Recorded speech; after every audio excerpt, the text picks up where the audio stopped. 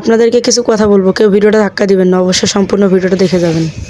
স্বপ্নগুলো এভাবে শেষ হয়ে যাবে কখনো ভাবতে পারিনি। আসসালামু আলাইকুম। আমার জীবনের কিছু কষ্টের কথা আপনাদের মাঝে আজকে শেয়ার করব। 3 বছর আগে আমি অনেক অসুস্থ হয়েছিলাম। ফুসফুসে পানি জমেছিল, তাতে খরচ হয়েছে প্রায় 6 লক্ষ টাকার মতো। তারপর আমি মোটামুটি সুস্থ হয়ে গেছিলাম, ভাবছিলাম এখন কিছু করতে পারবো, কিন্তু হঠাৎ করে এখন আবার 3 বছর পরে আমি আবার অসুস্থ হয়ে যাই। তারপর ডাক্তারের কাছে যাওয়ার পর ডাক্তার বলল আবার ফুসফুসে ইনফেকশন হয়েছে। এখন না পারতেছি চাকরি করতে, না পারতেছি কিছু করতে। সব কিছু মিলে এখন হাজবেন্ড তো অতিরিক্ত টেনশনে আছে, আমিও টেনশনে আছি। ভাবছি যে ফেসবুকে কিছু করতে পারবো। 1 বছর হয় ফেসবুকে আসছি। স্টার সেটআপ মনিটাইজেশন দুটোই কিন্তু আমার আইডিতে আছে। একটা ভিডিও ফলোতে নিতে পারলাম না। আপনাদের কাছে এতটুকু তো চাইতে পারি, যার সামনে আমার ভিডিওটা যায় অবশ্যই একটা শেয়ার করে দিবেন। আপনাদের একটা শেয়ারে আমার ভিডিওটা ফলোতে যাইতে পারে।